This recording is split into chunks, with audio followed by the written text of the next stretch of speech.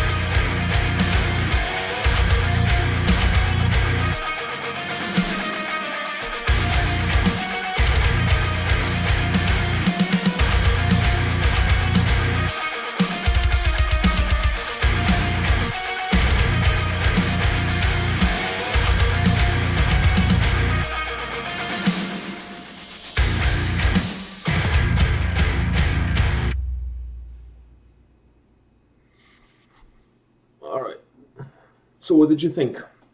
Wow. I love that riff. I loved it. It was nice how they kind of ended off the song a little bit with that riff. Kind of Instead of using the chorus, for example, to finish off the song, no, they just finished. Because that riff was nice. It was. Did you dig it, Borders? I did.